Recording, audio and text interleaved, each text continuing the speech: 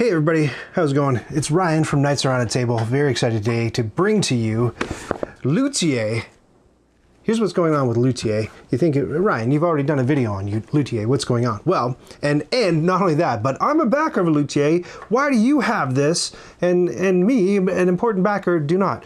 Here's the situation. Papers and Games commissioned me to make a how-to-play video for Luthier back when the campaign was running, but that was a prototype copy, so I didn't have a copy of Luthier at all. That prototype copy got shipped off to somebody else. They talked about it. That's kind of how it goes with these prototype copies. This, however, is the final production copy of the game. Ooh la la. That Papers and Games sent me because what they want to do is take that original how-to-play video and just swap out the photography with the current version, because you can imagine you're a board game publisher and it's like that video is really cool, but it doesn't reflect the final components of the game. Papers and Games, you may know, also did a game called Distilled, and they did the very same thing with that game, where they hired me to make a how to play video, and then when the actual production copies came in, they said, oh, can you go in and swap out all the components? That was a little less straightforward because there were a bunch of rule changes, but what's nice about this is I'm just going to be able to completely reshoot the video, and everything should be fine with just a photography swap. So look forward to that, and look forward to this unboxing. I couldn't resist. Papers and Games hasn't asked me to unbox this at all, and I hope they're okay with me doing this, but I just wanted to show off. I'm very excited because it's kind of like watching your little boy grow up kind of thing. Like, I'm excited to see what goes on inside this box, because I know that Papers and Games does some very nice productions of their games. What's that thing? I'm glad you asked. We're not going to dive into this yet because there's that mysterious box over there in the corner that I hope you noticed. That's the first thing that we're going to open. So if you were a backer of this project on Kickstarter, you may know what this is. Oh my gosh, it's heavy. This is part of the game, and you may be thinking, how on earth is that enormous box This box is bigger than the game box by far. How is this part of that game? If you haven't backed it or you didn't see the campaign, prepare to be surprised. This is going to be ridiculous. What do we have in this box? I can't even show you in the overhead because I can't get it on the table. So first we have this. So it's a mat. Yes, it's a mat. This is I'm assuming a non-slip sort of base for you know, to roll this puppy out. Okay, cool. I'm gonna put that elsewhere, somewhere away. I don't know. When I asked Papers and Games, you know, they said, oh, we're gonna send you the nice version of the game. We've got this mat. Do you want this mat? I'm like, yeah, of course. Why wouldn't I want the mat? When I show people's games on a video, I like to have the nicest version humanly possible. Because you know, I want to show off the game on it. You know, it's purely selfless, by the way. That's the only reason I do it. I want to make sure that you, the viewer, can see the nicest possible version of the game. But they said, are you sure you want this mat? I said, sure. And they like gave me the dimensions of it. I'm like, that's bigger than my table. Look at this. Oh my gosh. This is absurd.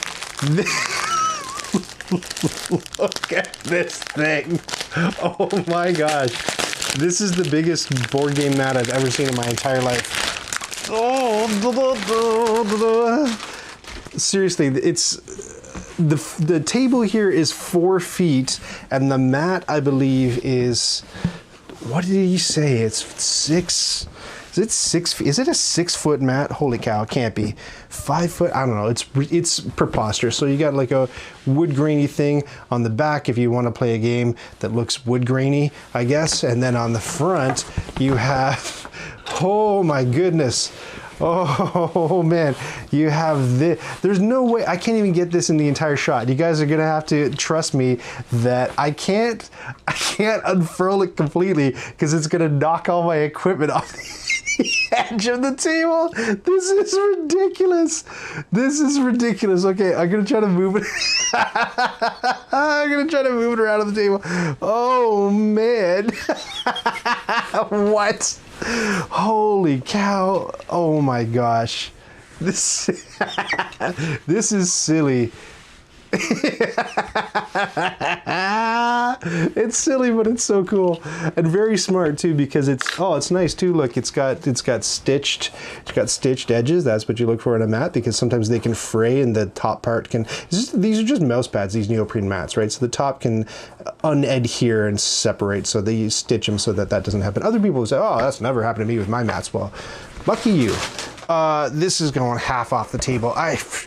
I can carpet my house with this thing. Look at this. Silly. I do a short series now called Component Close-Up, where I just focus in on one interesting component. And I'll probably mention this mat in one of those segments, because it's very, very silly. Very cool. Very cool. I like the wood grain. The cool thing about the wood grain is that I have a neoprene mat for distilled as well, but the wood grain, and this is probably why they did it, looks like it'd be a nice backing to play distilled on, doesn't it? It's got that old distillery kind of thing going on.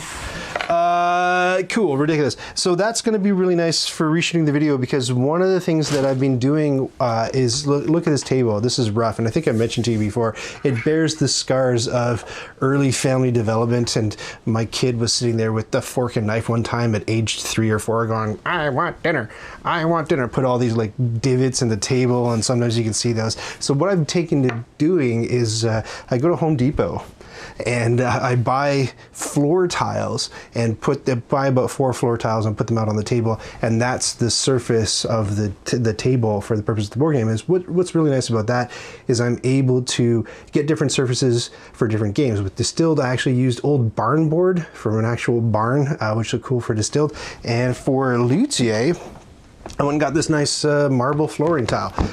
So that'll be really cool, but I think this time, now that I got the mat, I'm gonna be using the mat as the base for that game. Great, so let's crack into it.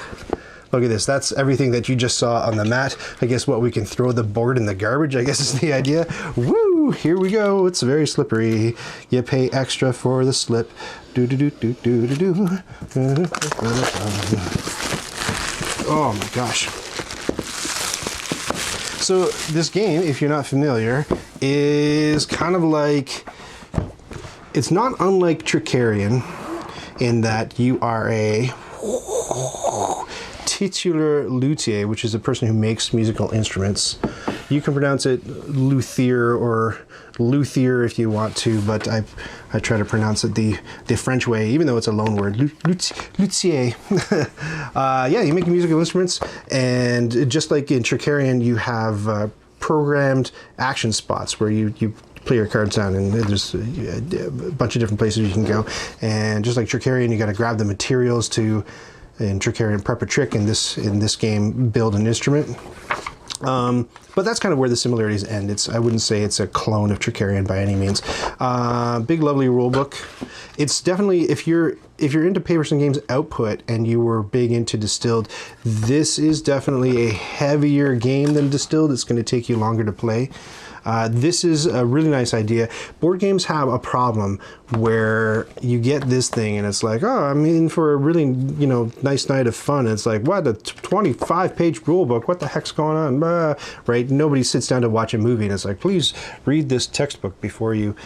So what this is it's your first play, and they did this with Distilled too, and I think it's a good attempt at a solution to a problem that board games in general have, especially heavier board games, where it's, you got to get people past the hurdle of learning it. So the rehearsal is a guide that you can go through page by page the very first time you play the game. It teaches you how to set up.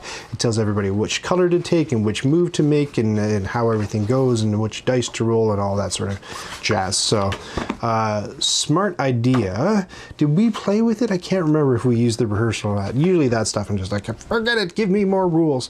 This will remind you maybe a little bit of Viticulture, where you've got a bunch of families. The artwork here is by Vincent Dutrait, by the way, who is one of my favorite ever board game artists. Basically, if Vincent draws the game, I buy the game. That's the rule. So these are great. It's nice seeing additional artwork too, because excuse me, I only saw the prototype, so I'm getting to see, I think only like two or three of these families were actually drawn by the time I was making the video. So it's nice to see all the full art. Nice. Very nice. Very nice. Cool. These are look like it would cover up spots, I'm assuming, depending on player count. Yeah, 1 to 2 player count. You put those down instead of what's on the board. Great, great, great, great, great. This is the big board. This will look exactly like what we saw with the mat, but you can see even without the mat. Ooh, I can't even fit it on in the shot. Da da da da da da pan. So it's a big board. It's going to take up lots of table space. There are 4 areas and another 5th one to explore. And these are all the punch boards. I'm going to put the punch boards aside for now for reasons, and I'll tell you why in a second. But this is all the extra googly bits that you get in the game. You get 3 types of cubes. These represent wood products, if I can remember, wood, metal, and animal cubes. And these are dice that you roll to do things. I'm pretending that I remember how to play. It's been a little while. Why do you roll the dice? I forget, but remember that there are dice because that'll come into play in just a moment. Everybody gets these lovely wooden discs representing their family, and every single disc, just like in Tricarion, is a person, and the people go to the different areas around town in order to gather materials and build stuff. You get these tokens, a few unique token shapes in there, including a horse and carriage. So there's a little mechanic at the bottom of the board game where you're taking a cart to work. These are trophies, so they're public goals that you can use, and you can mark those with the trophies. So yeah, lovely wood pieces, wood shapes in 4 different colors, and the colors are yellow, red, blue, and gray, which is a change, I believe, from the base game.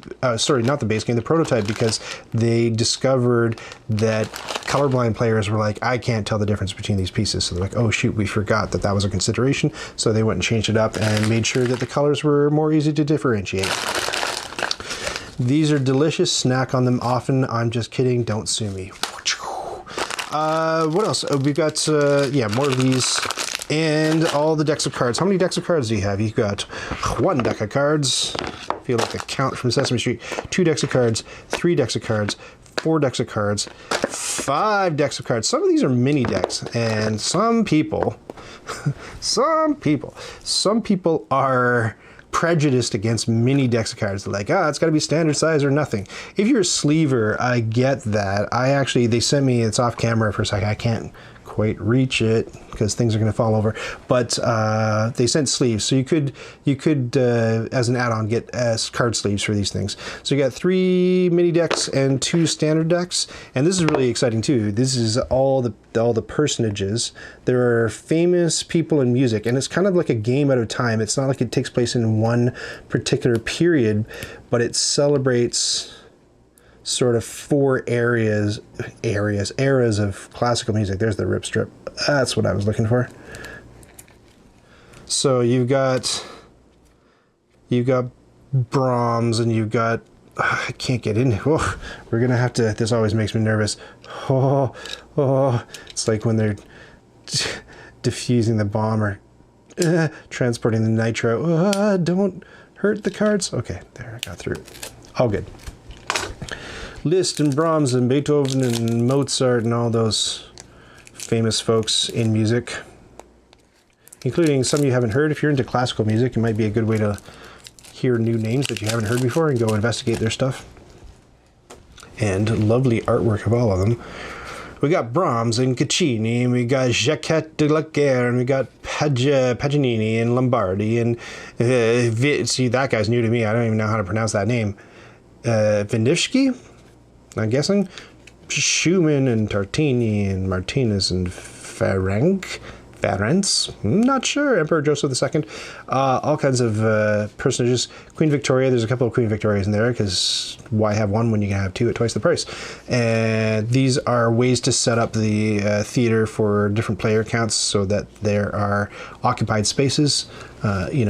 Because this is one of those games that thrives on the board being crowded with things and spaces being taken up. And then we'll open the instrument deck. Really like the instrument deck. Some nice pictures of instruments. And again, with the prototype copy, not all the instruments were completely finished, so it'll be nice to see the finished artwork on these. Are you a musician, Ryan? Am I a musician? I played piano since I was 13 years old, but not well. My mom put me in lessons, and it was this guy. He was very much of the classical school, and he wanted me to do the Royal Conservatory stuff, and the hand in the robot kind of, scales. And I was really into that. One day I brought in my Beatles music book and like, let's play one of these, and the guy totally turned his nose up at it. He's like, oh my gosh, how gauche. And so I stopped taking lessons, and as a result I played a bunch, but I'm not very good at piano. But I do own, as you saw from the Luthier video, if you watch it, the original, I do own a tremendous number of instruments. My instrument collection is massive, and every instrument I own is on display in that video. I've acquired more since. I didn't buy any instruments. There's a cello, a double bass. I didn't buy any, or double bass if you're dumb. I didn't buy any instruments for the video. Oh, cool, hurdy-gurdy. Hurdy-gurdy, hurdy-gurdy, hurdy-gurdy, he sang. I didn't buy any instruments for the video is what I'm trying to say, except for maracas. And I used the video as a great excuse to pick up a fantastic pair of maracas. So everything else was already stuff I could find in my house. Some of these I don't even know. Theorbo, that's like I guess like a lute. It's a stringed instrument. The transverse flute, very controversial, the transverse flute. I don't know about the clarinet, the oboe, natural trumpet, bassoon, natural horn. The serpent was really cool. I hadn't heard of that before this game, but look at that thing. That's an awesome instrument. The musette de cour, otherwise known as bagpipes, timpani, the most fun instrument in concert band when I was in high school. Harps, I didn't get to play it, but it looked like a blast. Fortepiano, pipe organ, remember that because we're coming back to it. And then a few more of these personages, Pompadour, Waldstein, Swieten, Ludwig II, all kinds of folks. All in that Vincent Dutray style that we know and love. These other decks of cards aren't going to be super interesting, so we're not going to go through them. But these are goal cards. These are going to be these are market cards, so you can buy materials at different values. And these are cards. I'll open this one. Why not? Why not? Because the cards are going to go everywhere. Yeah, get in there. Yeah, all right. Oh, shaboom. All right. So these are some of the little cards that go in the locations that you head to in the game. Again, if you want to know how to play, watch the video. I'm not going to teach you how to play here. And these are more goals, achievements, I believe. I forget. To be honest, I forget, but it's all gonna come flooding back this week when I sit down with these pieces and shoot it. Reshoot it. Awesome, coolness, and good, and all good. And now we've got this stack of what is about 6 or 7 punch board cards. And we're not going to go through every single one of them, and I will tell you why in moments. I can't tell you why while I'm trying to get this open because I'm worried I'm going to nick it. I'll tell you why once my brain is unoccupied with taking plastic off of things. Okay. Ha ha ha ha ha ha. Okay, so fun stuff coming up. This is what your player board looks like. It is very cool. So your family goes up in this cameo up here, those family ovals that I told you about. The instruments that you're building go over here. I'm sorry, the personages that you're making the instruments for go here. Your instruments themselves, the unfinished ones go over here, the finished ones, or almost finished ones, go on this side, and then when you finish them, they have a little representative token that goes into a theater in the middle of the board. The materials that you gather go here. So yeah, I remember a little bit. You get some trophies in order to lay claim on some public goals down here, I believe. Right? Nice. Very nice. Your player board, there's money I'm not going to punch out. I'm actually going to unpunch this just so it's easier to keep these cardboard sheets together. Get in there, unpunch yourself, get unbirthed. Okay, great. So more of the same on here, more of these little tokens, representative of your color. Whoa, don't unpunch yourself. Whoa, settle down. All right, and then the last one. And then this is a string board that determines player order and who gets to pick to go to a location first. These are the goal areas that I was talking about. So you grab some at random and you throw them up at the top, and depending on what's going on, you can lay claim to them, and it's sort of a race to be able to lay claim to them. This is the market that I was telling you about. I'll turn it up, where your horses and buggies go from left to right. You buy different things, etc., etc. These little things are kind of like bonus extra action things, I believe, but remember those, burn those into your memory, because we're going to see those in a second. And the last sheet is more of the same, except it's got this baton, which is very silly, but a great way to use up diagonal space on your punch board. If you're going to do it, you might as well do it, right? So that you can, what's the point of this? There is no point to this. It's just fun. I think maybe you can like indicate first play or something. You can flip it and bonk each other on the head. I don't know. But how great is this? You got a conductor's baton. How great is this? Let me tell you, it's great, but it's not as great as it could be, because if you pay extra dollars, you got extra goodies waiting in the wings here.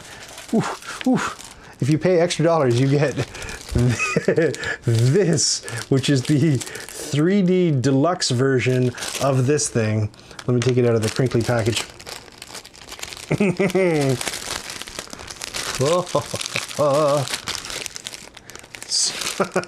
What is this even made of? Is this plastic? Wood? It was plastic.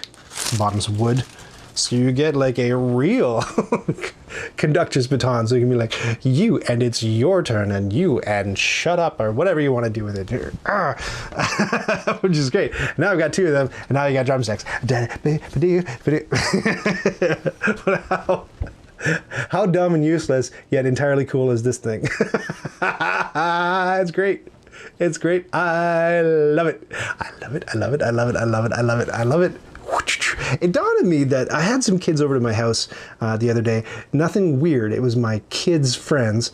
So they were over just hanging out, and we had some time to kill. I was driving them to the movies or something like that. And I thought, you know what? I doubt that they have ever held cool musical instruments before in their lives. So I sat them down in chairs, and I put my electric guitar in one kid's hands, and I put a bass guitar in another kid's hands, and we have a drum kit in the living room, right, and the keyboard piano over here. And I taught them 2 chords, and I know a couple of 2-chord songs. So I had my one kid drumming, and then the 2 new kids on the guitars, and we, learned to pick up a groove. And I thought that's really cool because I don't know, sometimes all it takes, you don't need to know how to play, just like sit with that object and feel like, does that feel right for me? Do I want to explore this more? And then one kid's like, this is really, I should have been a guitar player. This is so cool. I don't know, I feel a little bit like this. Would you ever conduct music? I don't know. Have you ever held one of these before? I don't know, putting it in your hand. I can hear the music as I go. I know, it's kind of cool. It's kind of cool to hold one. Also cool, not as cool, right. And then all the punchboard stuff. I mean, why would you satisfy yourself with these cardboard things when you can get metal versions of them? Oh my goodness. Metal enamel. Ooh, they're nice metal. It feels so nice to hold, so cold to the touch. So luxurious, wonderful. And then by the same token, I say that too much, it's a bit of a pun. Not a pun, you know what I'm saying. Why satisfy yourself with normal cardboard coins, leaning over, when you can have metal coins? Oh my gosh, let's check these out. Those of you who have more money than sense, we'll have these coming to you. Lovely metal coins for your deluxo version of Luthier. Fancy. Well, yeah, what do they have on the back then? We should look at those. So 10 on the front, cool. It's got a fortepiano on the back, and then on the 5s, you have the natural horn. Cool, which I guess evolved into the French horn. I don't know how that happens. How does an instrument, is that like Pokemon? Like if you feed it the right berry, it becomes a French horn. And then on the back of this, you've got a violin or a viola on the back of the ones. Very nice, very lovely, beautiful, beautiful metal coins. Do you need different metal coins for every single game? Absolutely not. Do you want them? Probably. I have friends who use iron clays, like big thick poker chips, as counters and money for all kinds of games, which is, that's the smart play. That's the save money play, but I'm a little bit of a spend money kind of guy.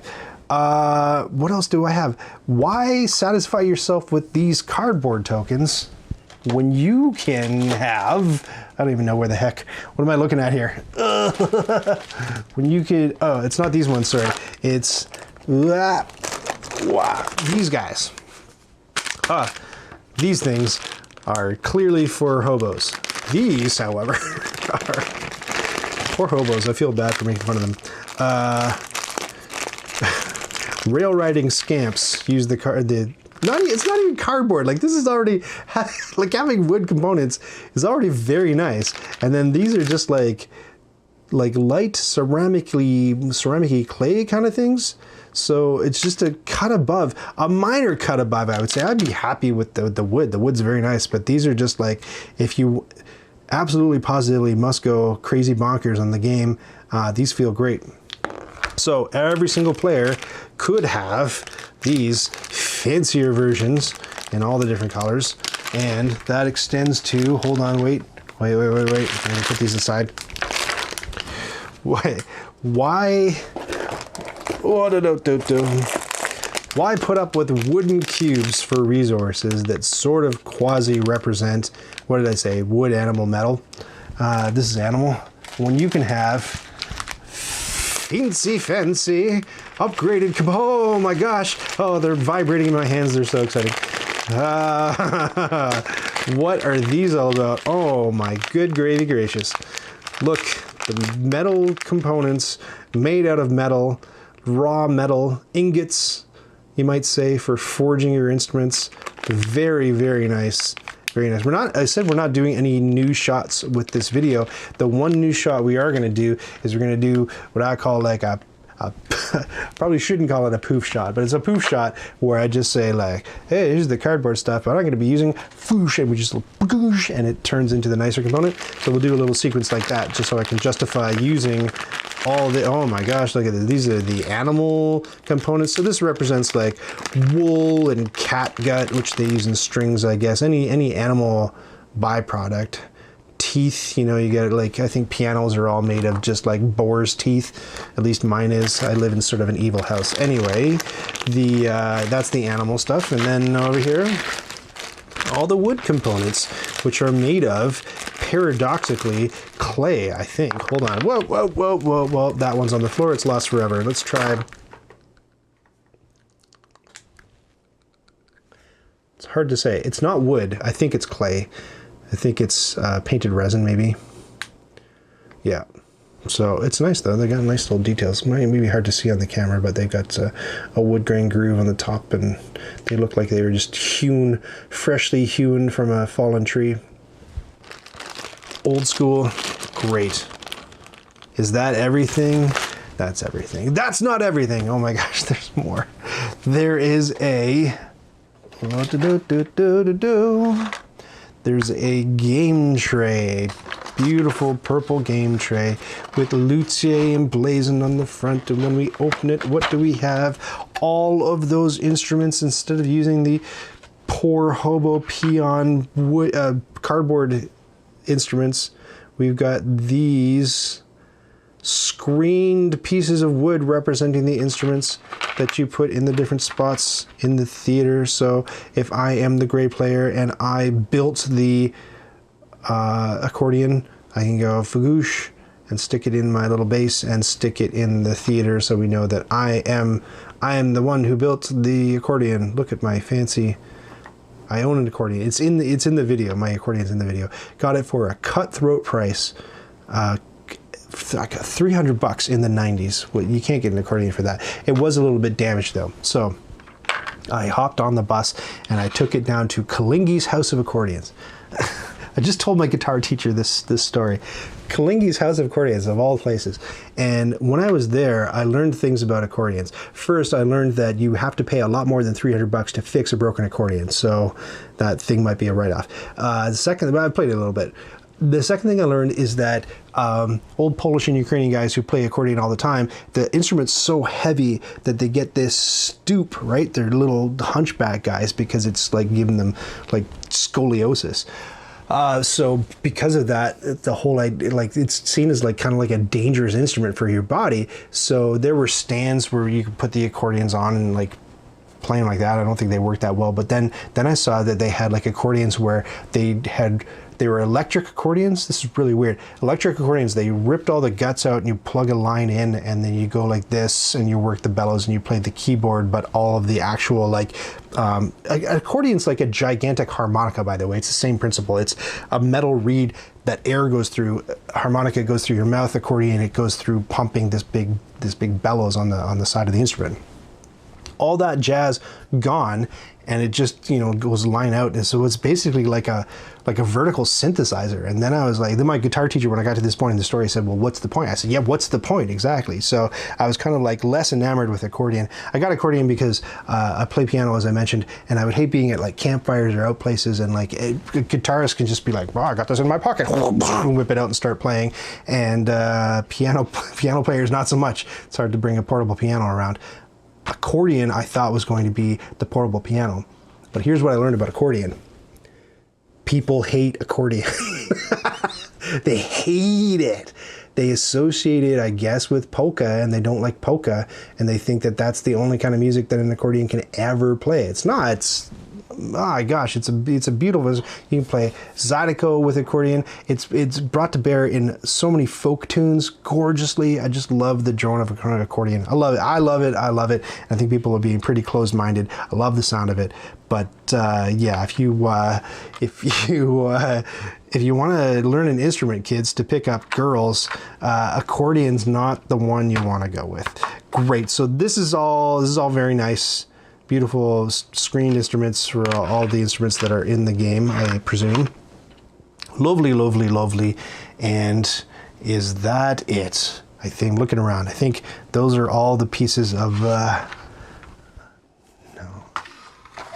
that's not it.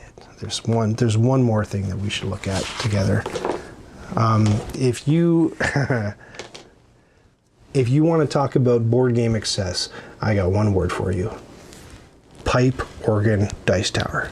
Check this out. Whoa, it's over on the side here.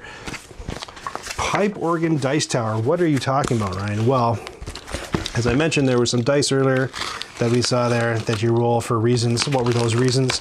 I can scarce remember, as it's been a little while, but I'm sure it'll all come flooding back to me. But this is the ultimate in ridiculousness. And you know me, I'm a guy who likes ridiculousness.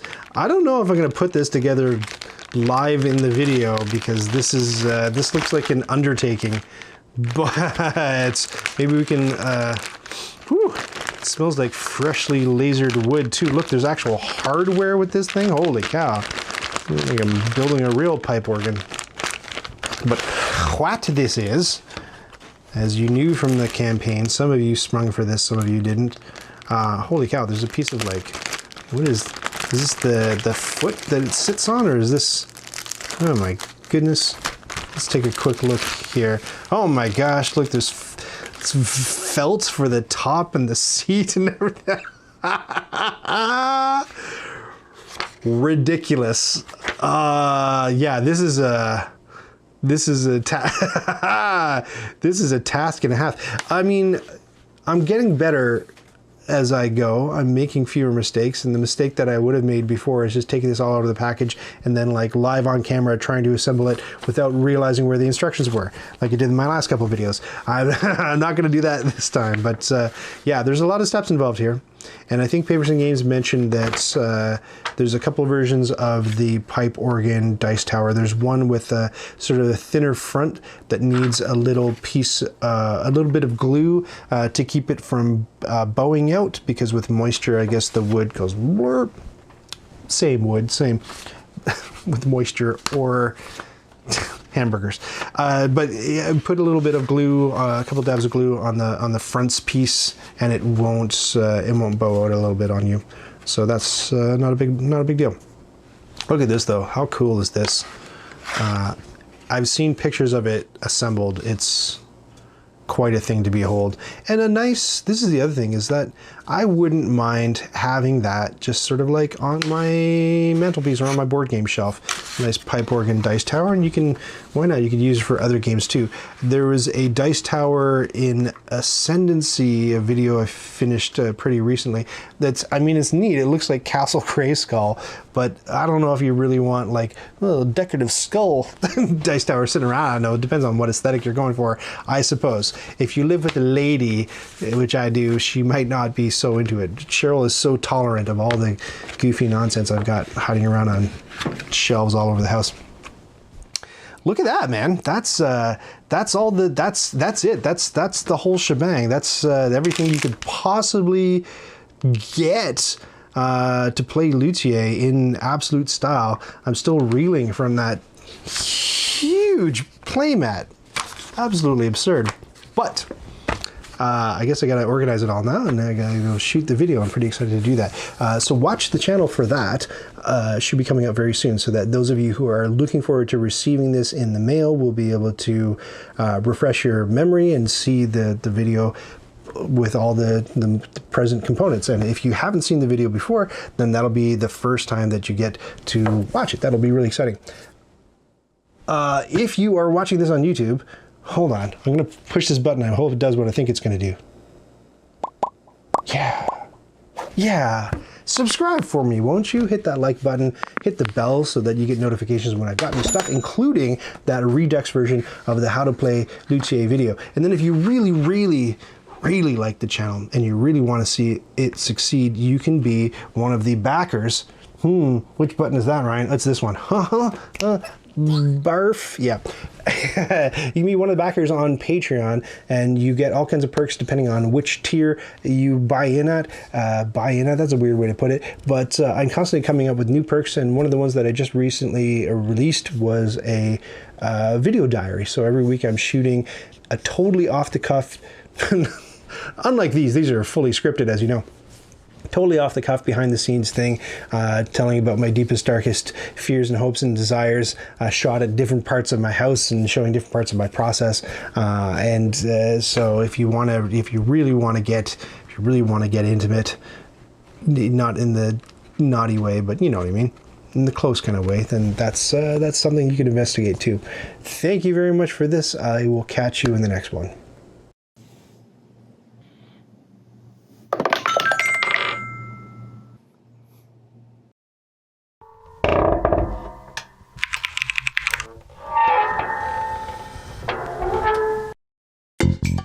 Did you just watch that whole thing?